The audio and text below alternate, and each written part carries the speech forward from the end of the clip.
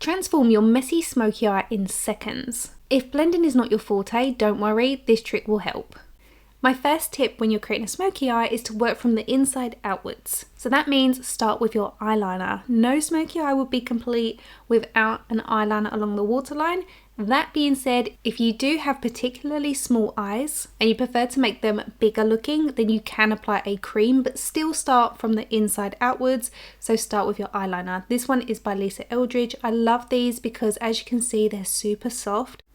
The colour I'm using is Ground Coffee, which is a brown shade, and I've chosen this because it complements the brown eyeshadows that I'm going to be using for the smoky eye. If you want something that's more impactful, feel free to use black. This tip is just a little tip, you do not have to do it. I like to run a small brush between the root of my eyelashes to smudge that eyeliner, just to help eradicate a little bit more of the pink tones that sit against the lip of your natural eyelid. For eyeshadow, I'm using this Natasha Denona My Mini Dream palette. For the majority of this look, I'm going to use this brush, which is the MAC 286S brush, which is a synthetic duo fibre brush. I love that the bristles are slightly tapered, so when you work this on the outer corner of your eye in circular motions, it does all the blending for you. So if you're wanting to improve your blending, this brush is a great addition to your kit. Now you can really blow these colours out as much as you like and aim for that lifted shape. So think about going up towards the tail of your eyebrow. Even though I'm being quite messy here, it really helps that I'm using a good brush and high quality eyeshadow because as you can see, the blend still looks pretty good. Again, if you want to improve your blending, I'd focus on investing in your tools first. The eyeshadows matter less, but you really can't go wrong with Natasha Denona because her formulas are so easy to work with. And don't worry too much about keeping everything perfectly placed right now. The cleanup is what's going to sharpen the shape and pull the whole look together. It's such a good trick. We're now going to deepen this with the darkest brown in the eyeshadow palette. And once again, you place your brush at the outer corner of the eye and work in circular motions upwards into that socket. As I mentioned before, don't be afraid of blowing that colour outwards because that's what we want with a smoke. We want it to fade outwards, but it doesn't need to be neat because we will tidy that up. See this colour that's come down here because we are going underneath the eye and being quite messy about it? That is all perfectly fine because that's what we're going to be removing and that's what's going to give us that lifted, sharp, professional finish. So just continue to work your brush backwards and forwards until you're happy that you've blended those colours into one another. Here I can just see I want to take that colour up a little bit higher towards the brow bone.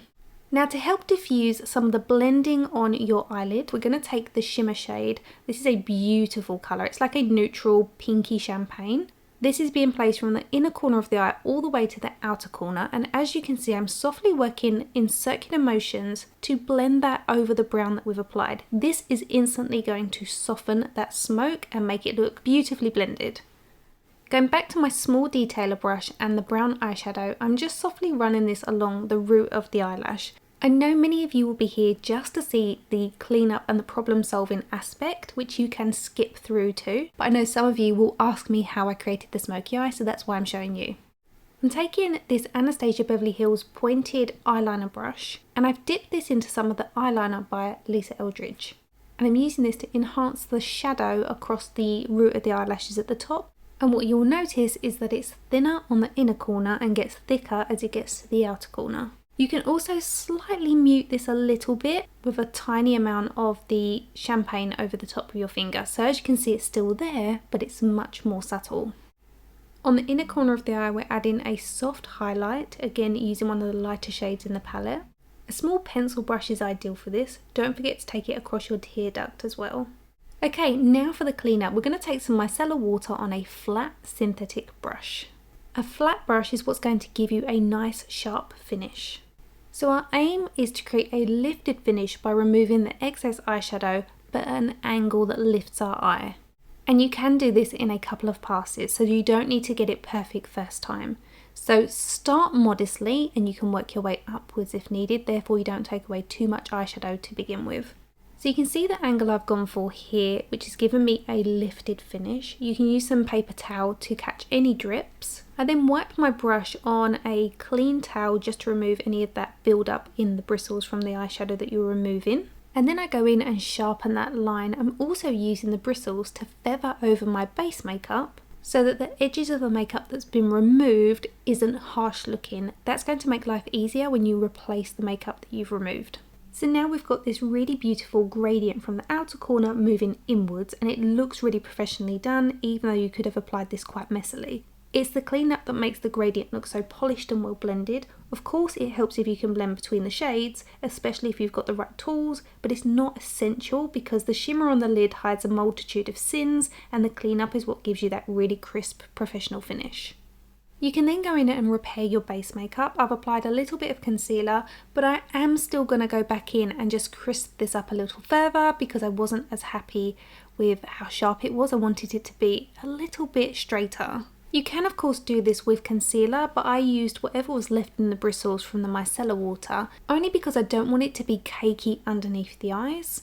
So for me personally, I'd always rather remove and repair than just layer more makeup on top. By taking that concealer away and then reapplying it, you're working with a fresh layer instead of building on what's already there. That way you're not piling extra product on to sharpen the wing, which is what can leave the base looking thick and heavy. Once that was set, I was able to go in with my bronzer and blush and just replace what was missing. That's why a lot of people will tell you to do a smoky eye before you do your base makeup, because it just saves a lot of hassle. If you want to see this technique taken to the extreme, I've already uploaded another video where I literally press a full fingerprint of brown eyeshadow onto my cheek and then show you how to repair it so that your base looks perfect again. You can go and watch that after this. So just to finish my smoky eye, I've curled my lashes with my Refa eyelash curler, then applied a coat of mascara primer and then the Lancome Lash Idole mascara over the top just to enhance my natural lashes. No falsies today. I thought I would keep it a lot more simple for those of you that don't like to wear false lashes.